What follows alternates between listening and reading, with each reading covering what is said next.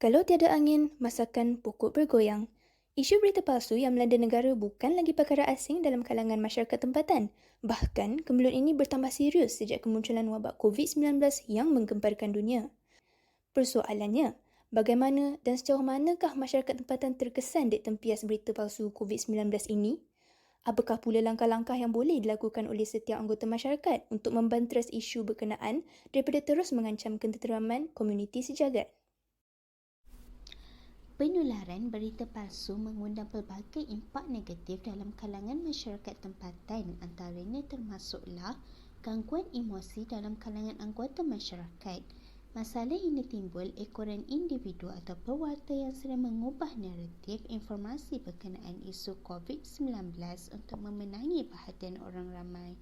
Sebagai contoh, tanpa sebarang alasan yang munasabah atau kajian lanjut, terdapat golongan yang gemar menghubungkaitkan sebarang implikasi kesihatan dan kes kematian selepas pengambilan vaksin dengan kesan sampingan vaksin tersebut, lalu menularkannya di sosial media.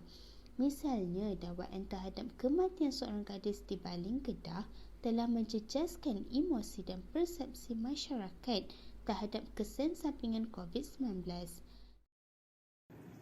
Selain itu, maklumat palsu tentang kesan sampingan vaksin COVID-19 telah mempengaruhi keputusan sebilangan rakyat Malaysia dalam pengambilan vaksin. Tidak dinafikan bahawa kesan perbuatan ini cukup serius sehingga boleh menjejaskan ketenteraman masyarakat awam. Kehadiran berita semasa yang melaporkan puluhan ribu rakyat Malaysia yang tidak menghadiri temu janji bagi mendapatkan vaksin akibat dimanipulasi oleh berita palsu menjadi bukti kepada pernyataan ini. Sebagai contoh, Pengarah Kesihatan Perak, Dato' Dr. Ting Lei Ming, dalam kenyataannya baru-baru ini menyatakan lebih 9,000 individu gagal hadir untuk menerima dos pertama bagi pemberian fasa kedua. Sinar Harian juga dalam laporannya pada 24 hari bulan Mei lalu menyatakan bahawa Kerajaan Negeri Kelantan mendedahkan kira-kira 10,000 rakyatnya yang tidak menghadiri janji temu untuk suntikan vaksin COVID-19 pada tarikh ditetapkan. Kehadiran berita palsu turut menggugah perpaduan masyarakat yang saling bercanggah pendapat. Masyarakat yang terpengaruh oleh unsur-unsur yang diketengahkan dalam berita palsu akan berpecah belah mengikut fahaman berbeza terhadap tahap keberkesanan dan kesan sampingan vaksin COVID-19. Lantaran itu, mereka tidak boleh mencapai satu kata kesepakat dan boleh memihak kepada kelompok yang sependapat dengan mereka. Misalnya, perdebatan antara elit anti-vax dengan segelintir golongan pro-vax dalam telefon anti-vaksin Malaysia telah mencetuskan kemarahan dalam kedua-dua pihak hingga mereka mula melontarkan kata-kata kesat yang menerukan lagi perpecahan antara mereka. Isu berita palsu menggalakkan masyarakat untuk mengobati diri sendiri dengan rawatan yang tidak sesuai. Sekiranya masyarakat tunduk kepada berita palsu yang menyatakan bahawa terdapat rawatan yang mampu mengobati atau menjadikan mereka imun terhadap COVID-19, mereka terpaksa menanggung risiko implikasi kesihatan yang menyusul. Berita berkisarkan rawatan COVID-19 ini lazimnya tidak bertapak pada asas saintifik yang kukuh.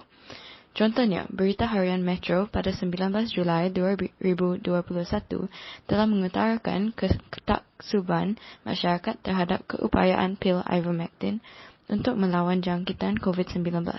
Namun, sumber Kementerian Kesihatan Malaysia menegaskan bahawa pil ini adalah racun kumpulan B yang tidak boleh diperoleh tanpa preskripsi sah. Jelaslah kepada kita kesan negatif penularan berita palsu tentang COVID-19 kepada masyarakat. Kita wajiblah membantaras penularan berita palsu. Cara-caranya adalah sedemikian. Pertama, kita perlulah menyimak pautan dan sumber sebuah berita. Pastikan berita mempunyai sumber yang dipercayai. Penulisnya juga hendaklah seorang yang bertauliah. Berita atau kabar yang bermula dengan "aku dengar" atau "daripada adik kepada kawan adik sepupu saya di sekolah", lebih baik kita tepikan. Cerita sebegitu biasanya diubah semasa penularan yang boleh menjadikannya sensasi. Seterusnya, dapatkan berita sahih daripada sumber rasmi kerajaan seperti laman sesawang Kementerian Kesihatan Malaysia, KKM, akaun Twitter rasmi KKM dan Ketua Pengarah Kesihatan, Dr. Nur Hisham Abdullah yang patut dijadikan rujukan utama untuk mendapatkan maklumat sahih lagi terkini. Akhir sekali dan paling penting, jika tidak pasti, jangan kongsi. Fikir terlebih dahulu sebelum berkongsi.